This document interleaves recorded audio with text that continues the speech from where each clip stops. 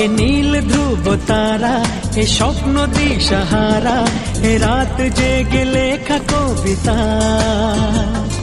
এ নীল ধ্রুব তারা, এ স্বপ্ন দিশাহারা, এ রাত জেগে। গুড মর্নিং বন্ধুরা, তোমরা কেমন আছো? আশা করছি তোমরা খুব ভালো আছো। আর এই যে সকালবেলায় টিফিন তো হয়ে গেছে। আর আমার দাদা বৌদি, তারপরে দাদার ছেলে, আবার শাশুড়ি, দেওরের ছেলে সবাই আমাদের বাড়িতে এসছে। আর এই যে মুখে এখন অন্বেষা যেহেতু রেগুলার একটা ইয়ে মাখে, চালের গুঁড়ো, তারপরে বেসন, তার মধ্যে হলুদ আর দুধ দেয়, দুধ দিয়ে মাখে। আর তার সঙ্গে সঙ্গে আমিও মাখছি, আর আমার বৌদিও মাখছে। আর বৌদি তো ওদিকে রান্না করছে, আর খাসির মাংস রান্না করছে বৌদি ওদিকে। আর কেটে কুটে আমরা সব বেটে কুটে দিয়েছি, আর রান্নাবান্না করছে। আর এদিকে আমি মাখছি, তার আগে বৌদিরও মাখা হয়ে গেছে। আর অন্বেষা তো ওপরে নিয়ে চলে গেছে, অন্বেষা ওপরে মাখছে। যাই হোক, এই দুদিন ধরে অন্বেষা ওগুলো মাখছে, আমরাও তার সঙ্গে সঙ্গে মাখছি, আর আমার বৌদিও মাখছে। আর ওদিকে মাংস হবে, আর পাট শাক ভাজা হবে। আর পাট শাকটা আমার দাদা আর আমার শাশুড়ি মিলে ওখানে বসে বসে বাঁচছে। যেহেতু পাট শাকটা অনেক ছোট ছোট পাতা, তার জন্য অনেকটা সময় লাগে, দুজনে ওখানে বসে বসে বাঁচছে। আর দাদা তো আসাই না, অনেক দিন বাদে আবার দাদা এসছে। যাই হোক, বৌদিকে বলেছিলাম বলেই। আর ওই যে ওইদিকে ওরা দুজনে মিলে বসে বসে বাঁচছে। আর ওইদিকে বৌদি আবার ওইদিকে রান্নাবান্না করছে। আর বেশি রান্নাবান্না না, সকালে পরোটাই করেছিলাম, পরোটা আর আলুর তরকারি, আর দুপুরে খাসির মাংস, আর পাট শাক ভাজা, আর চাটনি ছিল।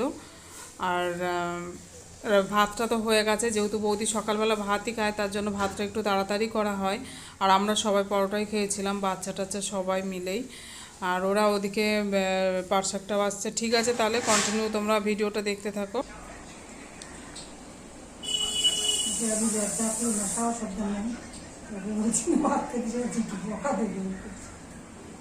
আমিও ভুলে গেছে।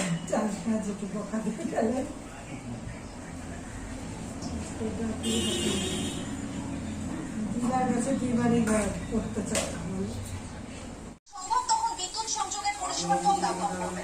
এমন সংকটকালীন পরিস্থিতিতে পড়ার আগে দেখে নিন বাড়ির আর্থিং সঠিক হয়েছে কিনা। আপনার লোকেশনে ঝড়ের পূর্বাভাস থাকলে আগেই বাড়ির ছাদে বা আশেপাশে এমন কোনো জিনিস রাখবেন না যা উড়ে গিয়ে কারোর আঘাত লাগতে পারে। ওই সময়টায় ভুলেও মোবাইল ব্যবহার শুধু চার্জ দেওয়া নয়, ঝড় বৃষ্টি বজ্রপাতের সময় মোবাইলে যাবেন। আর মনে রাখবেন যে জমা জলেই কিন্তু বিপদ। তাই ঝড়ে ওভারহেড তার ছিঁড়ে যদি বৃষ্টির জমা জলে পড়ে, সেই জলে পা দিলেই তড়িদাহত হওয়ার সম্ভাবনা, তাতে মৃত্যু পর্যন্ত হতে পারে। দ্রুত করে বেরোন, এতে কিছুটা হলেও বিপদ এড়ানো সম্ভব। Last but not the least, adventure করতে দয়া করে গাড়ি বা বাইক নিয়ে বেরিয়ে পড়বেন না। বিপদ যে কিভাবে আসবে বুঝতেও পারবেন না। সরকারি সিদ্ধান্ত।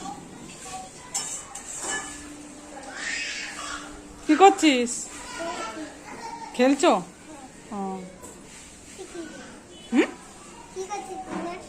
ফোনে তোর বাবা দেখছে তোকে। হুম হুম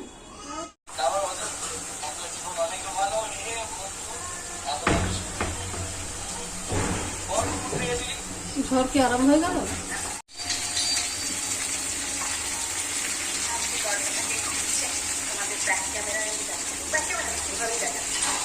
এরাও দেখো ভিডিও করতে আরম্ভ করে দেবে না, এদেরও পয়সার দরকার।